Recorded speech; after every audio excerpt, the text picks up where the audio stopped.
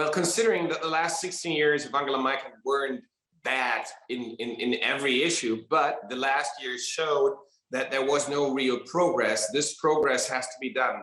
And the three big Ds, as we call them, demographics, digitalization, and decarbonization, these are the issues that we really have to handle and really have to solve. This is what the coalition treaty shows, but it means, and you said that, there has to be a lot of investment. This can not only come from the public sector, but as we do know, it comes in majority from the private sector. So bringing money into the area of digitization and decarbonization is for the German economy of utmost importance, and we're going to find tax solutions. Yes, to a certain degree, subsidies in the beginning to start certain things, but that is how we're going to do it. And all of that, knowing that there are no 100 days of grace period, but that due to Corona, we're really in the middle of it the next day.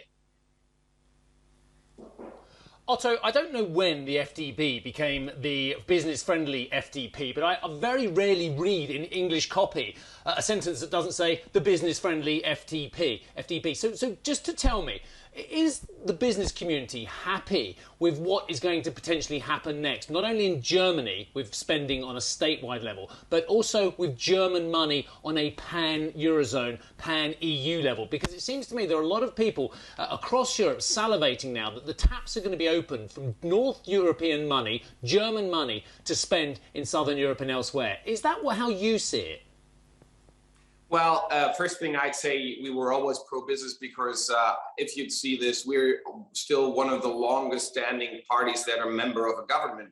We had a pause in the last 8 years, but 2009-13, we'd been in a long time the years before. Yet, yes, we do know, and the debate within businesses, within those people that say economy is not only about just, well, let them pay taxes and then we transfer it. The debate is there. We have that within the coalition. It's a compromise, which of course very often leads to the fact that everybody's picking on those things he doesn't like, for example, in Germany, raising the minimum wage from around 10 euros to 12 euros with the so-called chimney effect for the other lower incomes.